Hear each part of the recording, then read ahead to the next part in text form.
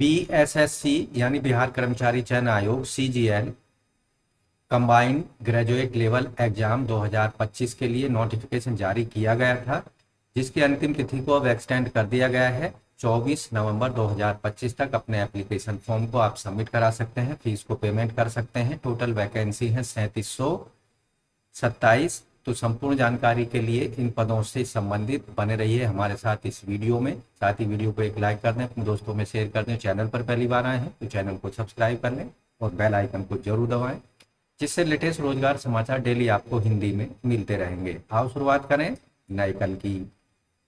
तो दोस्तों, यहाँ जो नोटिफिकेशन जारी किया गया है ऑनलाइन अप्लाई करने की अंतिम तिथि को आगे एक्सटेंड करने का 14 अक्टूबर को जारी किया गया है। यहाँ आप देखेंगे आयोग के द्वारा 3834 विज्ञापन संख्या 24/9/2025 को जारी किया गया था।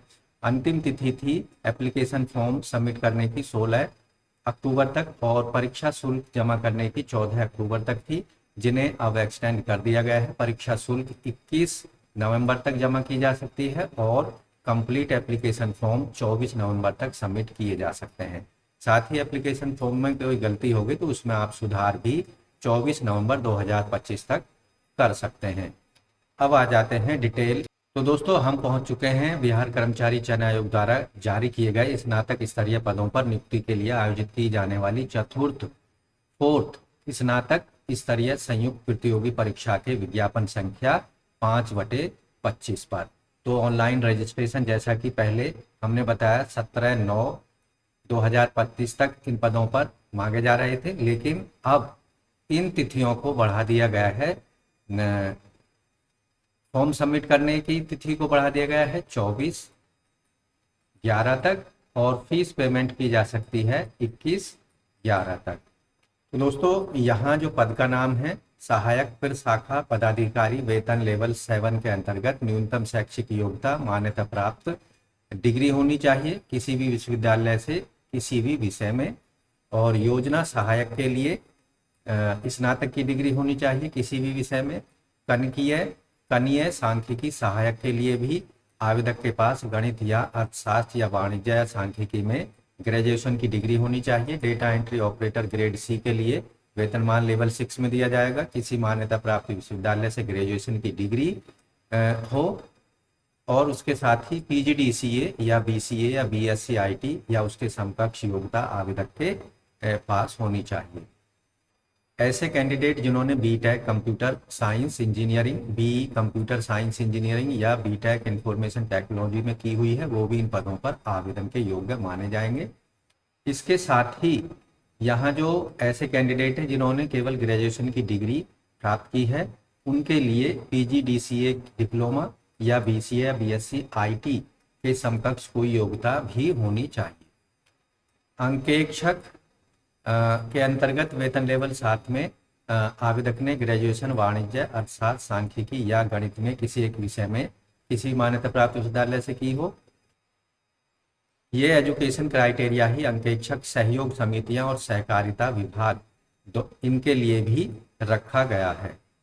तो दोस्तों, अब कैटेगरी वाइज पदों की संख्या की बात कर लेते हैं। सहायक शाखा पदाधिकारी के टोटल 572 पद हैं अनारक्षित और 102 एससी के, एसटी के 17 हैं, ओबीसी के 100 अत्यंत पिछड़े वर्ग यानी ईबीसी के 101 हैं और ओबीसी के 154 हैं। पिछड़े वर्गों की महिलाओं के 12 पद हैं। ईडब्ल्यूएस के हैं यहाँ पर 106। टोटल पदों की संख्या है सहायक प्रशाखा पदाधिकारी के लिए 1064, जिनमें से स्वतंत्रता सेनानियों के 12 पद रखे गए हैं और 42 पद हैं पीडब्ल्यूडी कैंडिडेट्स के लिए। योजना सहायक अनरिजर्व्ड के 75 पद हैं। पिछड़े वर्ग के 3 हैं, पिछड़े वर्ग की महिलाओं का 1 है, ईडब्ल्यूएस के 9 हैं। कुल पदों की संख्या है 88, जिनमें से 30 पद महिलाओं के लिए आरक्षित हैं और 2 पद स्वतंत्रता सेनानियों के लिए हैं और यहाँ आप देखेंगे 4 पद हैं दिव्यांगजनों के लिए। इसी तरह जो प्रशाखा पदाधिकारी के पद हैं सहायक प्रशाखा पदाधिकारी के लिए, उनमें 368 पद महिलाओं के लिए आरक्षित रखे गए हैं। कनीय सांख्यिकी सहायक के अंतर्गत ईबीसी के 2 हैं, ओबीसी के 2 हैं और 1 पद है ईडब्ल्यूएस का। टोटल है 5 पद। Data entry operator grade C के अंतर्गत एक पद है ईबीसी का। और अंकेक्षक निदेशालय वित्त विभाग पटना बिहार के अंतर्गत 30 जनरल के हैं, 32 हैं एससी के, 34 हैं यहाँ पर ईबीसी और 15 ओबीसी, एक है अत्यंत पिछड़े वर्ग की महिलाओं के लिए और 13 ईडब्ल्यूएस। टोटल हैं 125 पद, जिनमें से 44 पद महिलाओं के हैं, 2 स्वतंत्रता सेनानियों के हैं और 5 पद यहाँ दिव्यांग जनों के लिए आरक्षित रखे गए हैं। अंकेक्षक सहयोग समितियों के अंतर्गत सहकारिता विभाग पटना में 148 पद जनरल के, 9 एससी, 2 एसटी, 8 ईबीसी, 9 ओबीसी, 2 हैं पिछड़े वर्ग की महिलाओं के लिए और 20 पद हैं ईडब्ल्यूएस के। टोटल 198 पोस्ट हैं, जिनमें से 68 पोस्ट फीमेल कैंडिडेट्स की हैं, 4 स्वतंत्रता सेनानी आश्रितों की हैं और यहाँ आप देखेंगे 9 पोस्ट हैं दिव्यांग जनों की, 9 पोस्ट दिव्यांग जनों की हैं। इस तरह से ओवरऑल कुल पदों की संख्या जनरल कैंडिडेट्स की 825 है, एससी की 143, एसटी की 19, ईबीसी की 146, ओबीसी की 183, अत्यंत पिछड़े वर्ग की महिलाओं की 16 और ईडब्ल्यूएस के 149। टोटल पदों हो जाते हैं 1481, जिनमें से 510 महिलाओं के हैं और 30 स्वतंत्रता सेनानियों के हैं। दोस्तों यहाँ आरक्षण का लाभ केवल मूल निवासी जो कि बिहार के हैं उनको ही दिया जाएगा। मूल निवासी जो बिहार की महिलाएं हैं उन्हें 35% का क्षैतिज आरक्षण दिया जाएगा। बीएसएससी सीजीएल रिक्रूटमेंट 2025 के लिए जो आयु सीमा क्राइटेरिया है, आयु की गणना 1 अगस्त 2025 के आधार पर की जाएगी। कम से कम आयु कैंडिडेट्स की 21 साल होनी चाहिए। जनरल पुरुषों के लिए 37 साल अधिकतम आयु सीमा है। पिछड़े वर्ग, अत्यंत पिछड़े वर्ग के पुरुष महिलाओं के लिए 40 साल है। अनारक्षित की महिलाओं के लिए भी 40 साल है। एससी एसटी पुरुष महिला दोनों के लिए 42 साल अधिकतम आयु सीमा रखी गई है। दिव्यांग जनों के लिए 10 साल तक की अधिकतम आयु सीमा में छूट यहाँ पर दी जाएगी। आपको ध्यान रखना है डेट ऑफ बर्थ की जो वेरिफिकेशन है वो 10वीं के सर्टिफिकेट के आधार पर ही की जाएगी। भूतपूर्व सैनिकों के केस में 5 साल तक की आयु में छूट दी जाएगी। ऐसे सभी भूतपूर्व सैनिक और कमीशन्ड ऑफिसर्स, ईसीओज और एफएससीओज सहित बिहार स्नातक स्तरीय परीक्षा 2025 के लिए जो परीक्षा शुल्क है सामान्य पिछड़े वर्ग, अत्यंत पिछड़े वर्ग के पुरुषों के लिए 540 है। बिहार राज्य के बाहर के सभी श्रेणी के पुरुष महिलाओं के लिए 540 है। इसके साथ ही 135 रुपये फीस पेमेंट करनी होगी एससी एसटी बिहार के स्थायी नागरिकों के लिए, दिव्यांगजनों के लिए और सभी वर्गों की महिलाओं के लिए जो बिहार की स्थायी या मूल निवासी हैं। केवल ऑनलाइन मोड में फीस पेमेंट करनी है। Credit card, debit card, net banking, UPI का प्रयोग करके एक बार फीस पेमेंट हो जाने पर किसी भी परिस्थिति में उसको वापस नहीं किया जाएगा, ये आपको ध्यान रखना है। फीस पेमेंट जो की जाएगी 21 नवंबर 2025 तक आप अपनी फीस को पेमेंट कर सकते हैं। पीएसएससी सीजीएल 2025 के लिए जो रिक्रूटमेंट प्रक्रिया होगी, यहाँ परीक्षा के आधार पर, रिटन टेस्ट के आधार पर चयन किया जाएगा कैंडिडेट्स का। अगर परीक्षा में शामिल होने वाले कैंडिडेट्स की संख्या 40,000 से अधिक है तो प्रारंभिक परीक्षा भी आयोजित की जाएगी। प्रारंभिक परीक्षा वस्तुनिष्ठ प्रकार की होगी। सभी बहुविकल्पीय प्रकार के प्रश्न पूछे जाएंगे और 5 गुना कैंडिडेट्स को मुख्य परीक्षा के लिए भेजा जाएगा। प्रारंभिक परीक्षा का जो पाठ्यक्रम है, सिलेबस है, कुछ इस तरह से है। जो प्रिलिमिनरी एग्जामिनेशन है इसमें सामान्य अध्ययन, सामान्य विज्ञान, गणित, मानसिक क्षमता, comprehension, logic, reasoning and mental ability पर कुल मिलाकर 150 प्रश्न पूछे जाएंगे और हर एक सही प्रश्न का उत्तर देने पर 1 अंक यहाँ पर आपको दिया जाएगा। माफ कीजिए, 4 अंक यहाँ पर हर एक सही प्रश्न का सही उत्तर देने पर दिए जाएंगे और गलत उत्तर देने पर हर एक गलत उत्तर के लिए 1 अंक आपका माइनस या नेगेटिव मार्किंग के रूप में डिडक्ट कर लिया जाएगा। दोस्तों, परीक्षा की कुल अवधि होगी 2 घंटे 15 मिनट की। प्रारंभिक परीक्षा जो होगी हिंदी और इंग्लिश दोनों मीडियम में क्वेश्चंस आपको मिलेंगे क्वेश्चन बुकलेट में, लेकिन अंग्रेजी मीडियम को ही अगर किसी प्रश्न में कोई गलती होती है तो अंग्रेजी मीडियम को ही सही माना जाएगा। दोस्तों यहाँ इस परीक्षा की तैयारी के लिए सामान्य अध्ययन, गणित, सामान्य विज्ञान, इन सब के लिए एनसीईआरटी, बीएसईबी या आईसीएसई एग्जामिनेशन बोर्ड्स के टेक्स्ट बुक्स के आधार पर तैयार किया जाएगा। और यहाँ सामान्य अध्ययन का जो सिलेबस है, इसके अंतर्गत आपके आसपास के वातावरण की सामान्य जानकारी, समाज उनके अनुप्रयोग में उनकी योग्यता की जांच करना, वर्तमान घटनाओं, दिन प्रतिदिन घटित होने वाली घटनाओं का अवलोकन, फिर उनके प्रति कैंडिडेट का वैज्ञानिक दृष्टिकोण के मामलों में उनकी जानकारी, ये सभी कैंडिडेट्स की इस सेक्शन के अंतर्गत पूछी जाएगी। साथ ही भारत, बिहार, इसके पड़ोसी देशों से संबंधित प्रश्न भी पूछे जाएंगे। समसामयिक विषय के अंतर्गत वैज्ञानिक प्रगति, राष्ट्रीय अंतर्राष्ट्रीय पुरस्कार, भारतीय भाषाएं, पुस्तक लिपि, राजधानी, मुद्रा, खेल, खिलाड़ी, प्रमुख महत्वपूर्ण घटनाएं, भारतीय और अंतर्राष्ट्रीय महत्व की, इन पर आधारित प्रश्न होंगे। भारत और उसके पड़ोसी देश, भारत का इतिहास, संस्कृति, भूगोल, स्वतंत्रता आंदोलन, भारतीय कृषि संसाधनों की प्रमुख विशेषताएं, भारत का संविधान, राज व्यवस्था, देश की राजनीतिक प्रणाली, पंचायत राज, सामाजिक विकास, पंचवर्षीय योजनाएं और राष्ट्रीय आंदोलन में बिहार का योगदान पर भी प्रश्न होंगे। जबकि सामान्य विज्ञान और गणित में केवल 10वीं स्तर के प्रश्न पूछे जाएंगे।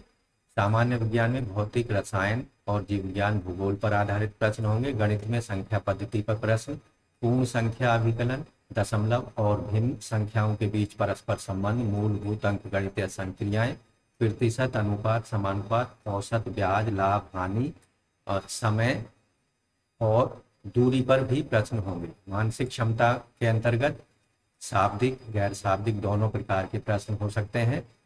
इसके साथ ही सादृश्य, समानता, भिन्नता, स्थान कल्पना, समस्या समाधान, विश्लेषण, दृश्य, स्मृति, विभेद, अवलोकन और संबंध अवधारणा, अंकगणितीय तर्क शक्ति, अंकगणितीय संख्या, श्रृंखला कूट लेखन और कूट व्याख्या पर आधारित प्रश्न पूछे जाएंगे मानसिक क्षमता के अंतर्गत। दोस्तों ऐसे सभी कैंडिडेट जो प्रारंभिक परीक्षा को क्वालिफाई कर लेंगे, उन्हें मुख्य परीक्षा के लिए बुलाया जाएगा। मुख्य परीक्षा में 2 क्वेश्चन पेपर होंगे।